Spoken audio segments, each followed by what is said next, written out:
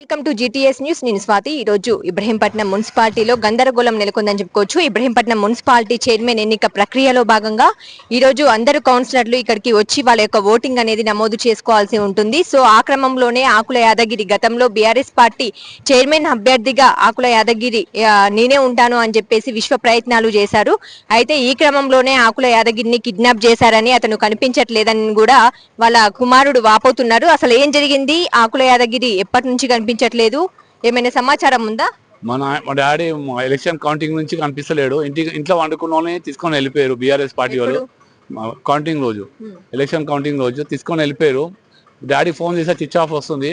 మన ఫ్రైడే రోజు డాడీకి ట్రై చేసి క్యాంప్ కార్డ్ పోయినా మా డాడీకి అనిపించమంటే మీ డాడీ లేడు ఏం లేడు నన్ను కొట్టి వెళ్ళగొట్టారు బీఆర్ఎస్ పార్టీ వాళ్ళు.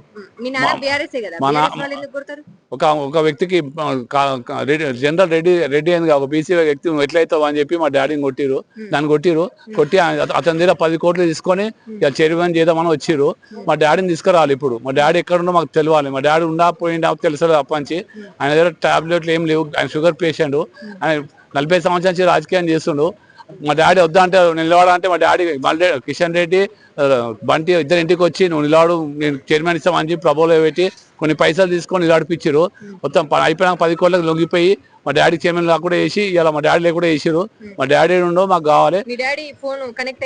లేదు, స్విచ్ ఆఫ్ వస్తుంది. మొన్న కంప్లైంట్ ఇచ్చినా సెర్చ్ చేస్తారు. డాడీ ఫోన్ స్విచ్ ఆఫ్ వస్తుంది. మొన్ననే ఇచ్చినాం. రియాక్షన్ లేదు, ఏం లేదు. మా డాడీ నాకు చెప్పమంటే దౌర్జన్యం చేస్తున్నాం. ఇక మా డాడీ వెంబడే రప్పించి కౌన్సిలర్ కూర్చోబెట్టి ఎలక్షన్ చేయాలని కోరుకుంటున్నాను. మా డాడీ కౌన్సిల్ వాడితే అందరూ మా డాడీకి సపోర్ట్ ఇస్తారని భయపడి మా డాడీని రాకుండా వేసిరు. ఇలా మా డాడీని ఏడున్న విడిపించుకొని తీసుకురావాలని నమస్కరిస్తున్నాం.